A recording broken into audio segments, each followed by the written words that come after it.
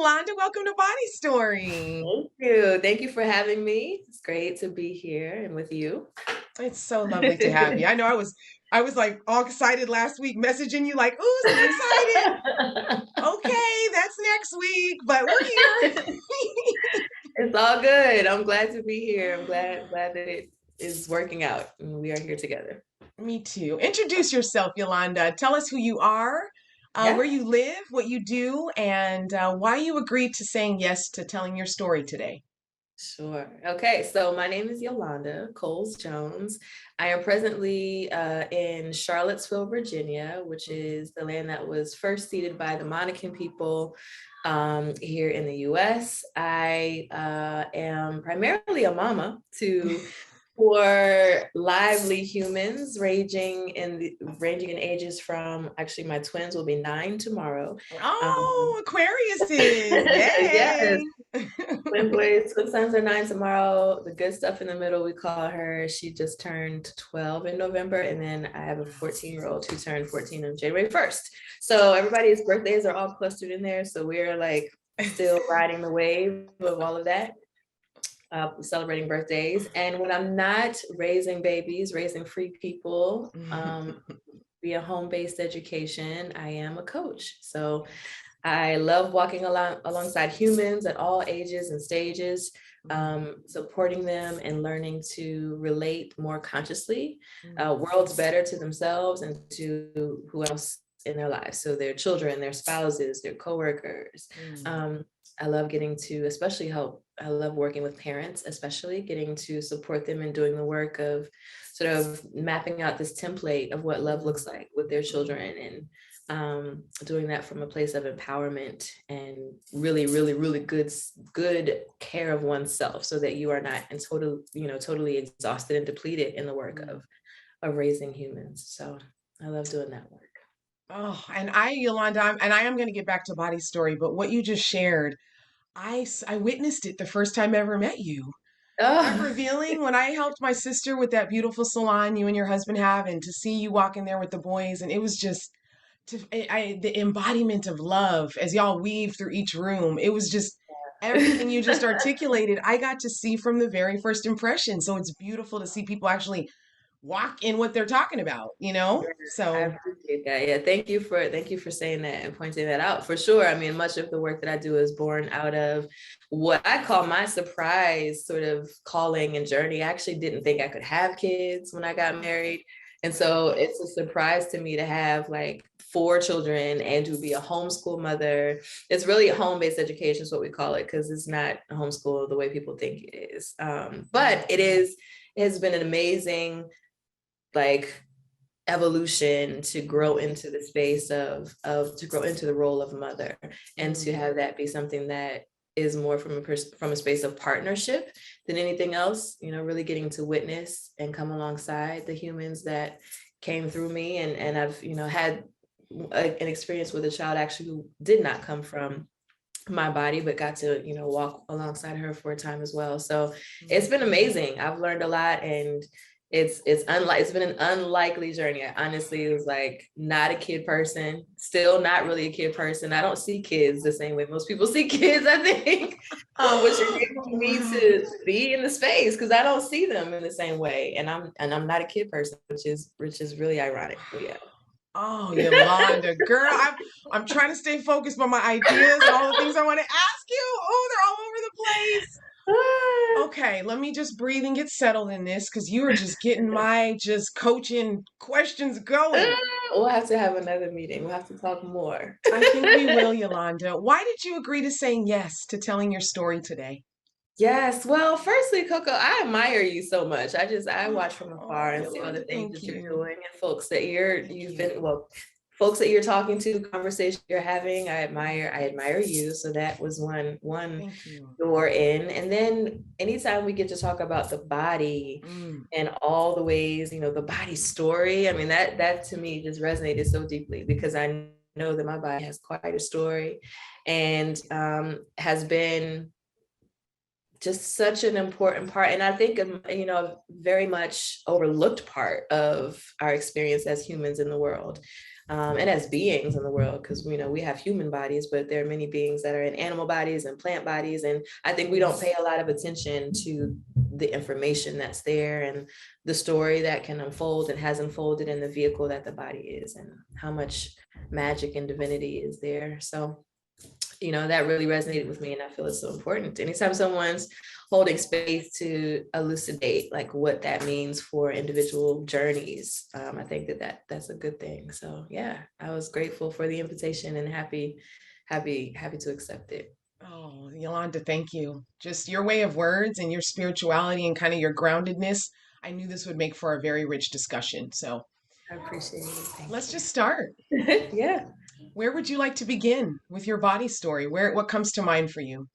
Man, there's so many things that come to mind. But I was reading that question before I signed on to the call, and I don't know. I mean, so much comes up. I'm sorry, Coco. Could you give me just 1 minute? Sure, no problem. Sons. They were gathering around the door. I heard them. You should see some of the other full interviews. I had a mama get up and serve the baby, so this is real life. Oh, good. Okay, good. It's gonna be what it is, regardless of me. But they're gone back upstairs now. I heard them at the door talking, probably trying to figure out what I was doing. But to begin, the first things that come to mind are like being a little kid, like all the things, the container, sort of the marinade that my body was formed in very early, and then recently looking at my body and seeing how much it has changed just in the last 2 years, how much weight I've gained, and how okay I am with it, how good it feels.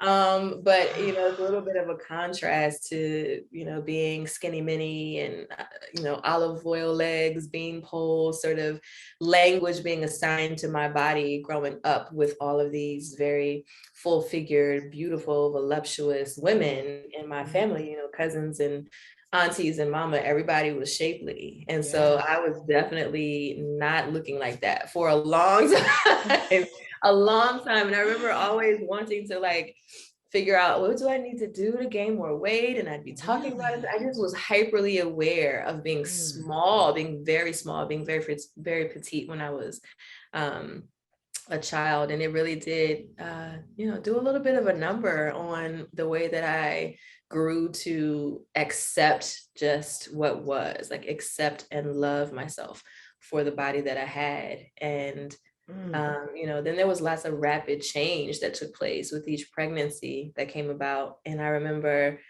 this moment where I think I had one child at the time, and mom said to me, we never really get to say goodbye to the body that we had before we had children. And so there's this profound grief that you sit with, and you don't even know that what it is that you're grieving. And then she put language to it, and that was with the first child. And I was like, that's it. Like, that's part of it. That's a huge part of it. Yolanda, this saying goodbye, did she unpack what this saying goodbye could entail? Like, what does that mean to you? Yeah, like, so at the time it was, again, I had my first child, and I was small. Like, I was 115 pounds when I got married. And girl, you were tiny. I was tiny. I don't know what that weight feels like. Ooh, Lord. Yeah, so I was 5'6", 115. And when I became pregnant with my first child, I weighed that. And the way that my body's shaped is that I have these really long legs and a short torso and narrow pelvic area. So my children grew out instead of sitting down into my pelvic sort of bowl. And so I had like this huge, like just massive extension from the front of my body, which is where the babies grew. And it dramatically changed my body. It changed my body very quickly. And not only the feeling, but the appearance of my body to me.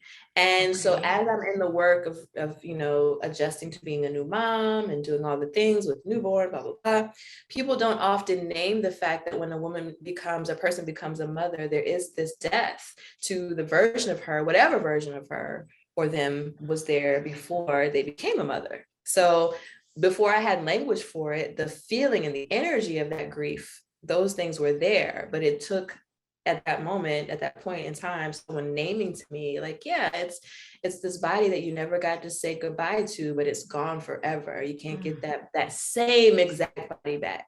And it's the body you've been with for so much of your life. And then suddenly in 10 months, 9 months, 8 months time, it's completely changed, feels different. And now if you're a nursing mama, it definitely belongs to not just you in the same way. So there's that bit of like, Wow. yeah, like that was the first, that was with the first child. And then, I had the 2 more pregnancies after that, and they were all pretty close together. So there was just a lot of change happening in rapid succession, and I never really got to settle in, I think, to my body.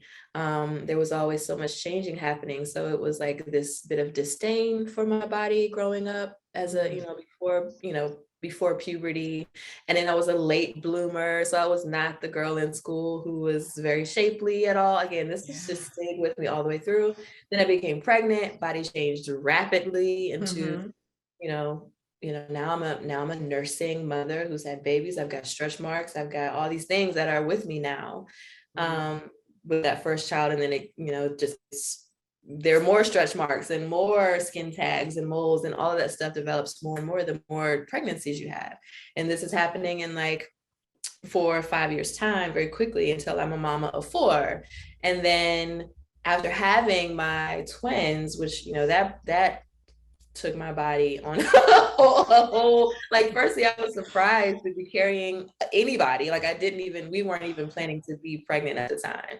And then we found out they were twins. And then the first thing that came to mind when I found this out, like when they told us I was having twins, I remember it was 3:00 in the morning in the emergency room, because I was really, really sick. I was like near death sick.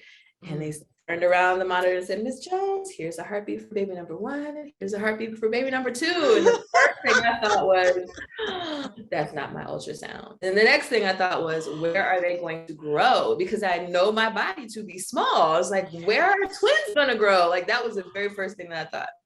So they grew. They definitely grew. And our bodies are so incredible, Yolanda. They are.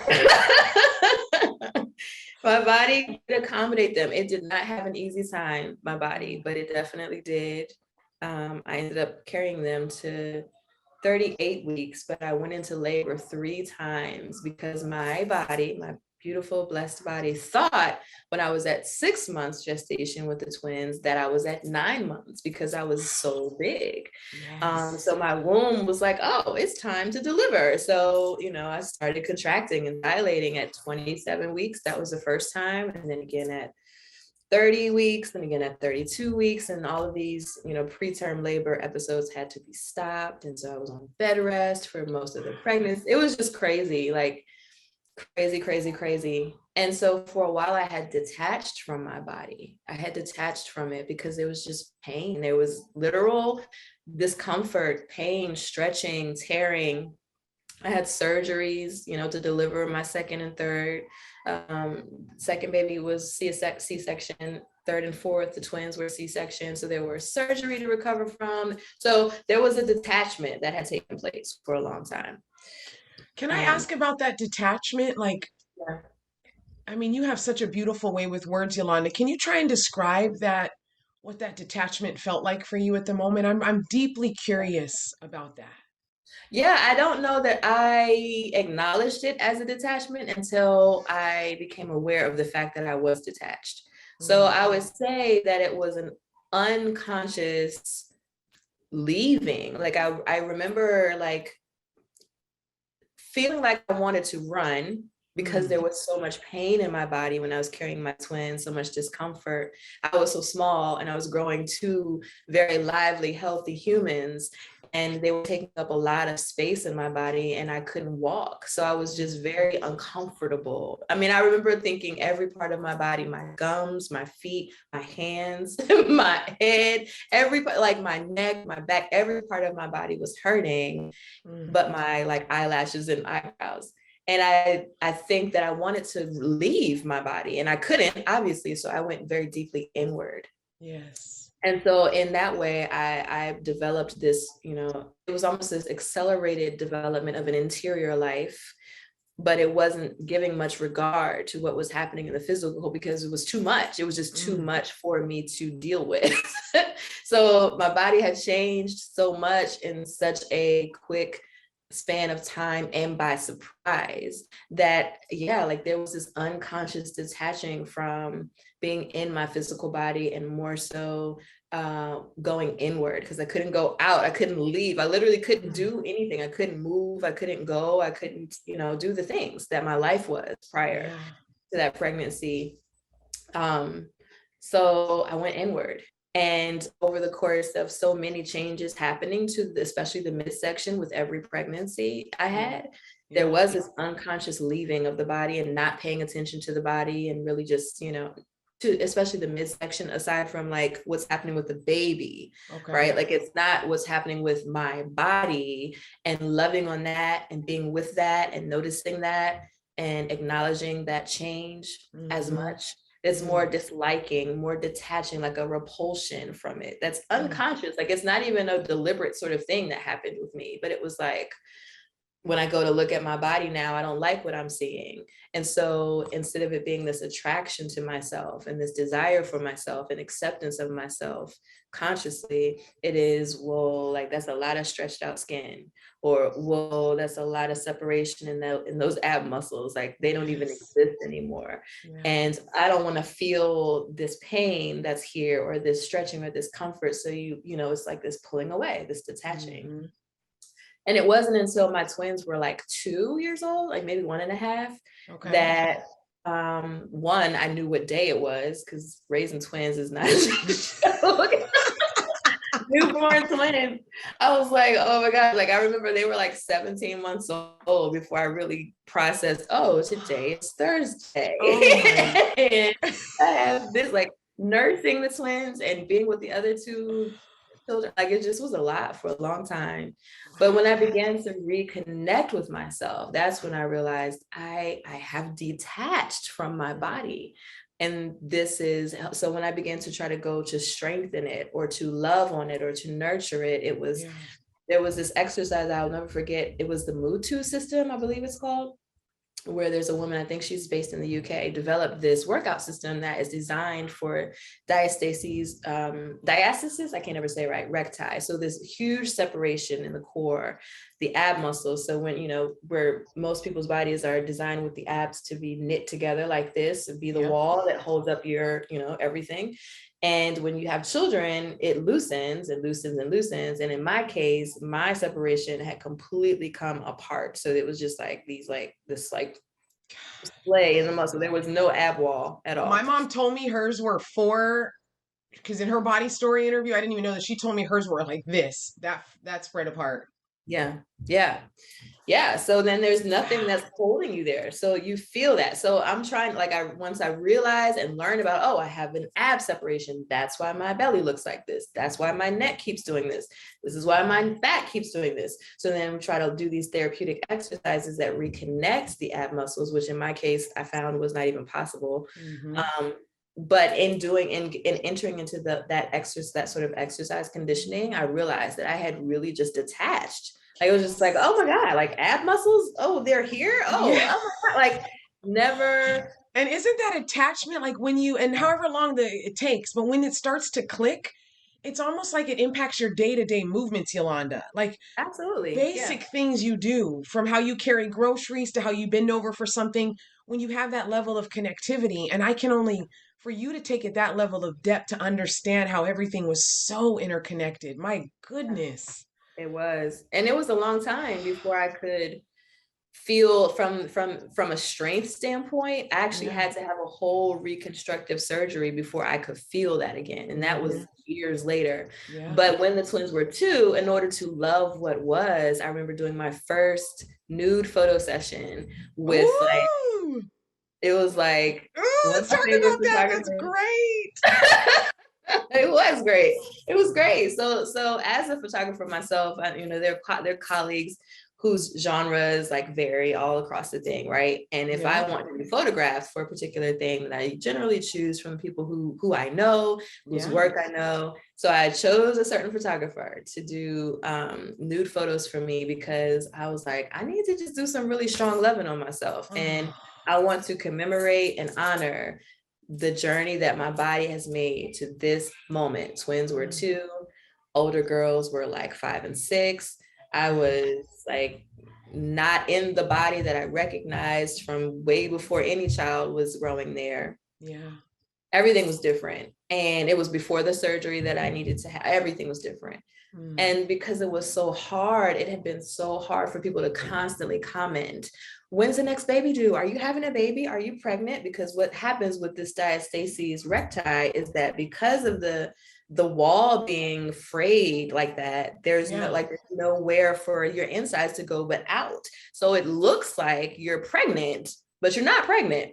Most people Wow. don't know that about after having children. And so people make comments that can be devastating. I know they were for Oh, me, but were it, they? How did you, and I don't want to dive, but do you remember your reactions when people would say certain things? How yeah, did that? absolutely. It felt like there were like letting or little pins in balloons. Like it was like the air, like this Mm. constant deflation. Like every phrase, every time someone said, "Are y'all having another baby? When is the baby due? When are you Oh having that baby?" Like gosh, every you time just don't someone ask said, women that. Who no, who they doesn't know definitely this have. rule? People don't know the rule. You Many never ever people. assume that ever. Yes, Ever. no, it definitely was a thing. So I had to have, I was like, I needed to do something big to counter all of those little like little I can dents in the imagine, Yolanda. armor. And then trying to shop for clothes, like everything was hard to do because your body is like, I'm small everywhere else. I'm still looking like Yes. this 115, 116, 17-pound woman, right, who just has slightly larger breasts and Yeah. like this protrusion in the ab that looks like I'm pregnant, but I'm not. It's just the residue of carrying twins and then 2 children prior and being so small. Yes. So yeah, it was hard. And in order for me to come back to me, I had to like just make art. I needed to make art with my body and myself. And that was an amazing experience. I appreciate it's Andrew Thomas Clifton is a photographer, and I met him in Okay. DC. And yeah, he's a friend of mine now. That was How what. did you get in the vibe of that? Because a lot of women, like I'm a firm believer. I think whether you're going through, and I think what motivated me was also a lower moment when I did my boudoir shoot, but I needed to get that in tuneness. I needed to Yeah. get back tapped into the femininity and the beauty and the fullness of who I was. And Oh there's yeah. something about being in your body, and people that aren't comfortable with their body and nudity. This is probably uncomfortable to even hear, or they probably can't fathom it. But Right. can you speak a little bit about how you maybe prepared for that shoot, how you felt in it? Mm-hmm. What what would be something somebody listening that this is just like so radical, but they're curious about what this could do for them? Yeah. Well, I think the first part of it is it was for me, right? Like it Mm, wasn't like it wasn't this for me, I didn't have this energy of like exhibition to it. okay. Even though some of the images did end up making their way into my content because they felt relevant years later. Um, Yes. at the time that I did it, I really just wanted to celebrate myself. Like Mm, that's all it was. It was like, I don't feel good in my clothes. mm, I don't feel the best outside my clothes, but I feel better without them than with them. In fact, wow. I want to see myself in the way that I feel a part of me feels. Like it Mm, wasn't the whole of me. It yes. definitely wasn't the whole of me that felt enthused and jazzed about the way my body was at the time, but there was this part of me that I'm glad that I honored that was Mm, like, this is you right now. This is not you forever. Maybe this is not what you have been, but why don't we celebrate and honor this right here? Look at what this body has done. wow.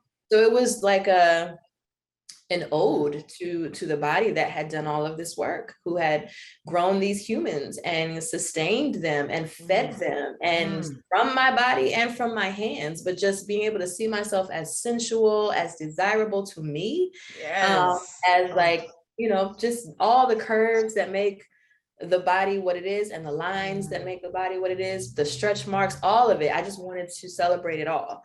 And so I went and booked it. I spoke to my husband at the time, who was like, yeah, I was like, he just is very supportive of me doing things that I want to do, because Yeah. we are living our own lives.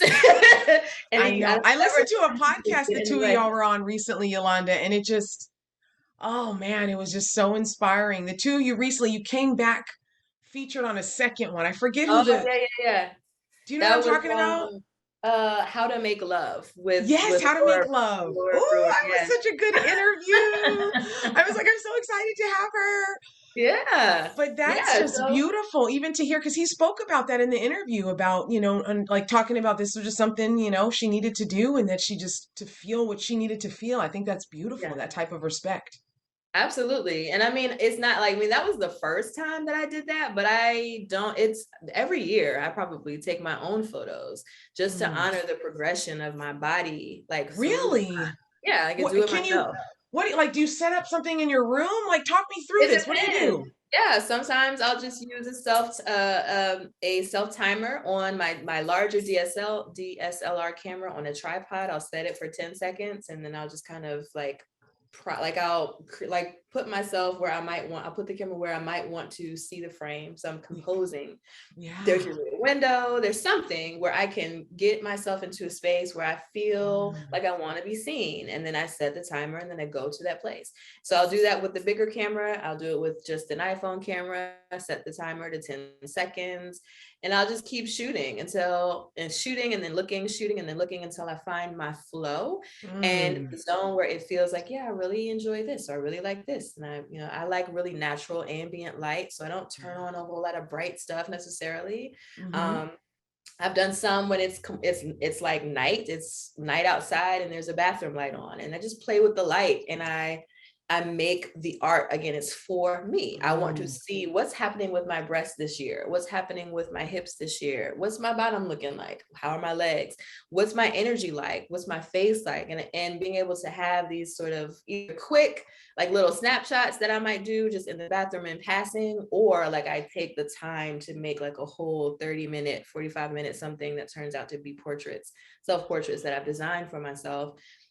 So that over time, like I can see like, wow, this is the journey my body made as it has gone through Right. the changes of age and time. That is, it's something so digestible because we all have a phone that has a camera on it. Mm-hmm. And if there's somebody they're not on that level of in tuneness that you are, but know in private they can set up a camera and kind of work through this Yeah. by looking at themselves honestly and tapping in with how they feel. I think I might Yeah. honestly even try this, Yolanda. I Yeah. love this idea. This over, I how often do you do it? Is it once a quarter? Is it once a year? So I at least once a year. It Okay, depends on okay. how fly I'm feeling. Sometimes it's more than once a year. Like sometimes it's more than once. And it's definitely at least once a year. And I will say that the very first time I did this, Yeah. had a professional photographer do it. And I loved the images. And it took me a whole 2 years to come back and look at the full series and feel the kind of love that I feel when I look at them now. So Oh, that wow. first series of images that I had someone else do for me, I loved the images, most of them, many of them. And the ones that really showed me at my rawest, that part of me that was glad I did this was so excited. And there were other parts of me that needed to be loved on, needed to be heard, needed Mm. to be acknowledged and integrated before I could look at that series as my full self and fully love everything that was there. So that took time. But now I'm in a space where, yeah, I do this every year and or more for myself. Yeah. I just love this. I think it's time for me to schedule another boudoir shoot. Now all Yeah. this chit chat about Yeah. this. Yeah. And I mean, people, Oh, like I said, people get all creeped out because they're like, oh my God, like these pictures can end no. up anywhere. Like it's for you. Get them done It, on film if you're scared of someone picking them up or something. I don't know, but just being able to see you, mm, like to look at the changes that occur in the human body over time and acknowledging what part of you did. Like mm, if it's no more than moving from one place to the next, your body is enabling you to move from that place to that place, your legs or your hands or your arms or your shoulders, your eyes. I'm always careful not to sound ableist, because I know that everyone's body has different Yes. capacity and different members present, but Yep. whatever portion of the body are here with you now, like being able to really give honor to those and thanks and respect and appreciation Absolutely. for the work that they've done and are still doing for you to carry your spirit all through the things that you want to do in your life. Mm. This is a random question, Mhm. but I'm an air sign, so that's typical. Which one of your senses, of our five senses, do you find you tap into that allows you to really get into the body story for you? Like, which one of your senses would you say when you need to, like, right before one of those photo shoots, you get into this sense and it helps you get there a little more? The first thing that comes to mind is touch. That's what comes to mind first. So a touch and sight might be running neck and neck to each Mm, other. Um, but okay. I know that I'm a very like sensual person, in that I love taking in information through all my senses, and including Yes. more than the five that are there. But when it comes to like touch, being able to like feel the engagement, the intentional engagement of my Mm, own hands with my body, and loving on parts that are there. So, just the loving, like all of this stuff helps me to ground. So it yes. brings me back to right here where I am. Mm, If it's just a little bit of a squeeze on the forearm or or shoulder or like the mm, temples, like all of this brings me home. And if I'm in a photo shoot session, then I'm doing that, and I'm also finding the luscious bits and the meaty bits. And I'm like, okay, girl, I like that. And I let myself enjoy what that feels like. And then yes. seeing Mm, myself and being okay, and just mm, detaching from all the messaging out there that says that it yes. has to be this size, it has to be this width, it has to be this, Mm, like this level of perky, like this, like all of this stuff is like not all there is. And I so being know. able to acknowledge that is a big part of it as well. So seeing and accepting, being able to look and see me, as well as to feel and to touch and to sense the warmth and aliveness in my own body, and the lusciousness that's there, Mm, and the juiciness that's there, and the strength and the power, and the magic, all of it that's a mm. part of my body, like my everyday body. Every day that we, and I think Everyday body. when you get, we spend in our work as coaches, and I'm sure just the things we're listening to and consuming and the conversations we're having, this is like our jam. We love talking Yeah. about this. But when other people start to get into their body like this, it just warms me up so much, because to connect, whatever the body story is it through your senses? Is it physically bringing humans into the world? Whatever it is, Yolanda, it's just, it's so dynamic and complex and ever evolving and intriguing to me. And just the Yeah. stuff you shared today just has my mind. I feel like after I do these body stories, Yolanda, I always take a moment to kind of sit and meditate alone. It's just a lot of processing I have to do, even as the interviewer. And I what I'm bet. hearing you all take in, like, how am I making this personal? What did this woman say that I can relate to, or that has got me feeling anxious or excitable? So you've just really, you've pinpointed some sweet spots in me today that I know I need to go sit quietly and listen to some Joni Mitchell too. Word. Yes. Do it. Do it. Do it. Do it. Oh, what do you want to leave? Because this, when I put this beautiful interview out into the world, I don't know who's gonna fall, whose ears it's gonna fall on, who's gonna see it, how they're gonna be moved. But what would you like to leave with anyone that might come across this, Yolanda? Yeah. So the first thing that comes to mind for me is awareness of people that don't feel safe in their bodies. Mm, For whatever reasons those might be, and a gentle invitation to those folks and to everyone else. But I always start there because it kind of like it applies to everyone. What does it look like for you to begin to feel safe again, for you to reclaim your body mm, as yours, no matter what's happened to it? Acknowledging the journey that it has made, and then finding it right where it is, and mm, seeing what it looks like for you to learn to feel safe in your body, in your body vessel, whatever that is. And then being able to, from that place, to make yourself at home. to make Mhm. yourself at home, and thinking about that in the same way you would set up any space that you love, and you're going to be in there for a time, and you want to be able to feel a sense of home when you're there. What does it take for that to be true for you? Mm, What kinds of actions, what kinds of foods and behaviors and language, what kinds mm, of, what do you need to hear yourself say? mm, How do you want to adorn your space? How do you want mm. to dress it up, to you know celebrate it and to honor it? What does it look like for you to make yourself at home in your body, so that you feel safe and protected there? What do you need to evict? Who do you need to evict? Whose Ooh. energy, whose words, whose messaging can't live there anymore? How can you release it? What does it look like for you to become aware of whatever that is, and then evict it from your space, so that you can feel safe in your body and make yourself at home there? And it's beautiful to see people. You can see when people move in the world comfortably in their home, in their body. I love the way that Yeah, looks. yeah, you can sense it You for can tell sure. it. Yep, it's You're just one like of walking those. into. Well, give thanks You're that one of those, it mama. comes through time. You are.